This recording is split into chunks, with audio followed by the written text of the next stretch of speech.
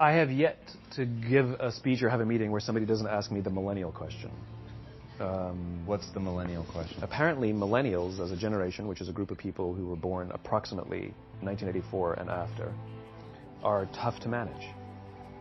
And they're accused of being entitled and narcissistic, self-interested, unfocused, lazy. But entitled is the big one. And because they confound leadership so much, what's happening is leaders are asking the millennials, what do you want? And millennials are saying, we want to work in a place with purpose, love that. We want to make an impact, whatever that means. We want free food and beanbags. And so somebody articulates some sort of purpose, there's lots of free food and there's beanbags, and yet for some reason, they're still not happy. And that's because they're missing. There's a missing piece. What I've learned is that I can break it down into 4 pieces. Right? There are four things, 4 characteristics. One is parenting. The other one is technology. The third is impatience, and the fourth is environment. The generation that we call the millennials, too many of them grew up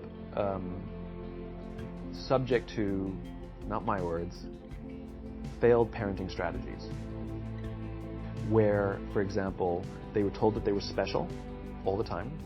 They were told that they could have anything they want in life, just because they want it. Some of them got into honors classes, not because they deserved it, but because their parents complained. And some of them got A's, not because they earned them, but because the teachers didn't want to deal with the parents. Some kids got participation medals. You got a medal for coming in last, right? Which the science we know is pretty clear, which is it devalues the medal and the reward for those who actually work hard, and it actually makes the person who comes in last feel embarrassed because they know they didn't deserve it, so it actually makes them feel worse, right? So you take this group of people, and they graduate school, and they get a job, and they're thrust into the real world, and in an instant, they find out they're not special, their moms can't get them a promotion, that you get nothing for coming in last, and by the way, you can't just have it because you want it. And in an instant, their entire self-image is shattered. And so you have an entire generation that's growing up with lower self-esteem than previous generations. The other problem, to compound it, is we're growing up in a Facebook, Instagram world. In other words, we're good at putting filters on things. We're good at showing people that life is amazing even though I'm depressed.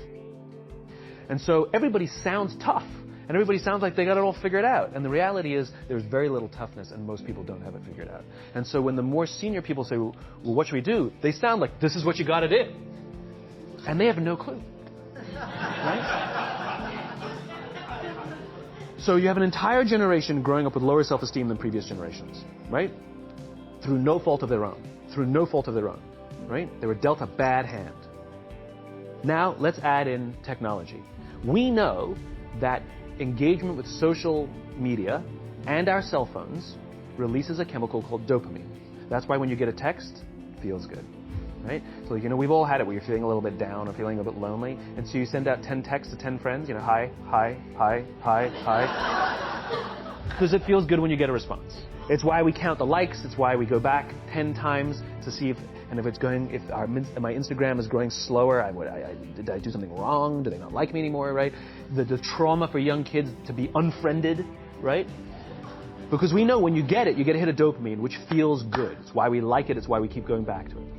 Dopamine is the exact same chemical that makes us feel good when we smoke, when we drink, and when we gamble. In other words, it's highly, highly addictive, right?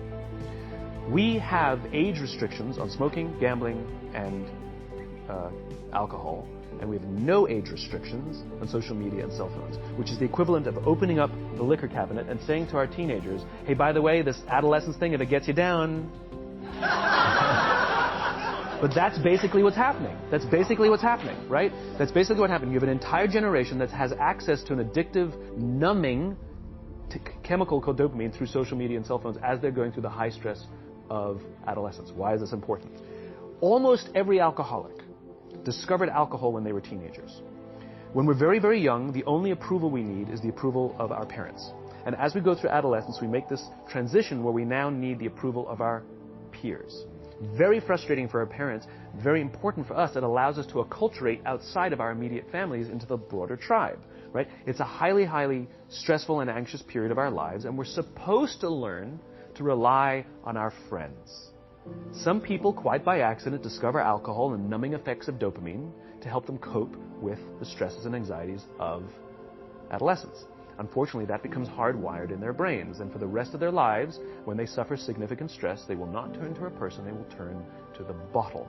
Social stress, financial stress, career stress. That's pretty much the primary reasons why an alcoholic drinks, right? What's happening is, because we're allowing unfettered access to these dopamine-producing devices and media, basically it's becoming hardwired, and what we're seeing is, as they grow older, too many kids don't know how to form deep, meaningful relationships. Their words, not mine. They will admit that many of their friendships are superficial. They will admit that their friends, that they don't count on their friends, they don't rely on their friends, they have fun with their friends, but they also know that their friends will cancel on them if something better comes along. Deep, meaningful relationships are not there because they never practice the skill set, and worse, they don't have the coping mechanisms to deal with stress. So when significant stress starts to show up in their lives, they're not turning to a person, they're turning to a device, they're turning to social media, they're turning to these things which offer temporary relief. We know, the science is clear, we know that people who spend more time on Facebook suffer higher rates of depression than people who spend less time on Facebook. These things balance. Alcohol is not bad, too much alcohol is bad. Gambling is fun, too much gambling is dangerous. There's nothing wrong with social media and cell phones. It's the imbalance. If you're sitting at dinner with your friends and you're texting somebody who's not there, that's a problem. That's an addiction. If you're sitting in a meeting with people you're supposed to be listening to and speaking, and you put your phone on the table, face up or face down, I don't care, that sends a subconscious message to the room that you're just not that important to me right now, right? That's what happens. And the fact that you cannot put it away is because you are addicted, right? If you wake up and you check your phone before you say good morning to your girlfriend, boyfriend, or spouse, you have an addiction. And like all addiction, in time, it'll destroy relationships, it'll cost time, and it'll cost money, and it'll make your life worse. So you have a generation growing up with lower self-esteem that doesn't have the coping mechanisms to deal with stress. Now you add in the sense of impatience. They've grown up in a world of instant gratification. You want to buy something, you go on Amazon, it arrives the next day. You want to watch a movie? Log on and watch a movie. You don't check movie times. You want to watch a TV show? Binge. You don't even have to wait week to week to week, right? I know people who skip seasons just so they can binge at the end of the season, right? Instant gratification. You want to go on a date? You don't even have to learn how to be like, hey. You don't even have to learn and practice that skill. You don't have to be the uncomfortable one who says yes when you mean no and says no when you mean no and yes when you... You don't have to swipe right. Bang, I'm a stud. Right? You don't have to learn the social coping mechanisms. Everything you want, you can have instantaneously. Everything you want, instant gratification. Except job satisfaction and strength of relationships, there ain't no app for that. They are slow, meandering, uncomfortable, messy processes. And so I keep meeting these wonderful, fantastic, idealistic, hardworking, smart kids. They just graduated school. They're in their entry-level job. I sit down with them and I go, how's it going? They go, I think I'm going to quit. I'm like, why? They're like, I'm not making an impact. I'm like, you've been here 8 months. You know? It's as if they're standing at the foot of a mountain and they have this abstract concept called impact that they want to have in the world, which is the summit. What they don't see is the mountain. I don't care if you go up the mountain quickly or slowly, but there's still a mountain. And so what this young generation needs to learn is patience. That some things that really, really matter, like love, or job fulfillment, joy, love of life, self-confidence, a skill set, any of these things, all of these things take time. Sometimes you can expedite pieces of it, but the overall journey is arduous and long and difficult. And if you don't ask for help and learn that skill set, you will fall off the mountain. Or you will, the worst case scenario, and we're already seeing it, the worst case scenario is we're seeing an increase in suicide rates. We're seeing an increase in this generation. We're seeing an increase in accidental deaths due to drug overdoses. We're seeing more and more kids drop out of school or take leaves of absence due to depression. Unheard of. This is really bad. The best case scenario, those are all bad cases, right? The best case scenario is you'll have an entire population growing up and going through life and just never really finding joy.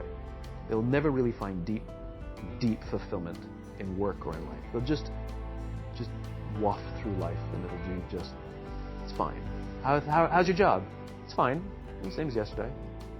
How's your relationship? It's fine. Like that's the best case scenario. Which leads me to the fourth point, which is environment. Which is we're taking this amazing group of young, fantastic kids who are just dealt a bad hand. It's no fault of their own.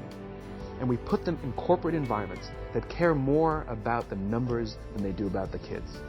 They care more about the short-term gains than the long-term life of this young human being. We care more about the year than the lifetime, right?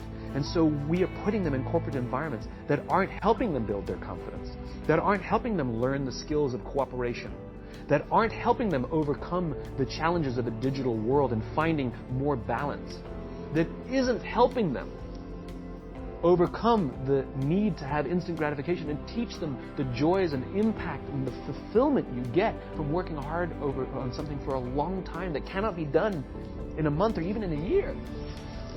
And so we're thrusting into them in corporate environments, and the worst part about it is they think it's them. They blame themselves. They think it's them who can't deal. And so it makes it all worse. It's not. I'm here to tell them it's not them. It's the corporations. It's the corporate environments. It's the total lack of good leadership in our world today that is making them feel the way they do. They were dealt a bad hand, and I hate to say it, but it's the company's responsibility. It sucks to be you. Like, we have no choice, right? This is what we got, and I wish that society and their parents did a better job. They didn't. So we're getting them in our companies, and we now have to pick up the slack. We have to work extra hard to figure out the ways that we build their companies. We have to work extra hard to find ways to teach them the social skills that they're missing out on. There should be no cell phones in conference rooms. None. Zero. And I don't mean the kind of like sitting outside waiting to text. I mean like when you're sitting and waiting for a meeting to start, this is what we all do. We all sit here and wait for the meeting to start. Meeting starting? Okay. And we start the meeting. No, that's not how relationships are formed. Remember we talked about it's the little things? Relationships are formed this way. We're waiting for a meeting to start and we go, how's your dad? I heard he was in the hospital. Oh, he's really good. Thanks for asking. He's actually at home now. Oh, I'm really glad. That was really amazing. I know, it was really scary for him. That's how you form relationships. Hey, did you ever get that report done? Oh my God, no, I didn't. I'll help you out. Can I help you out with that? Really? That's how trust forms. Trust doesn't form at an event in a day. Even bad times don't form trust immediately. It's the slow, steady consistency. And we have to create mechanisms where we allow for those little innocuous interactions to happen. But when we allow cell phones in conference rooms, we just, okay, have the meeting. And then my favorite is like when there's a cell phone there and you go like this, you go. It rings and you go. I'm not going to answer that. Mr. Magnanimous, you know? When you're out for dinner with your friends, like I do this with my friends. When we're going out for dinner and we're leaving together, we'll leave our cell phones at home. Who are we calling? Maybe one of us will bring the phone in case we need to call an Uber or take a picture of our meal. Goes without saying, come on. I'm an idealist, but I'm not insane. You know? At a heathen. I mean, it looked really good. We'll take one phone. And so it's like an alcoholic. The reason you take the alcohol out of the house is because we cannot trust our willpower. We're just not strong enough. But when you remove the temptation, it actually makes it a lot easier. And so when you just say, don't check your phone, people literally will go like this. And somebody will go to the bathroom, and what's the first thing we do? Check the phone. Because I wouldn't want to look around the restaurant for a minute and a half. But if you don't have the phone, you just kind of...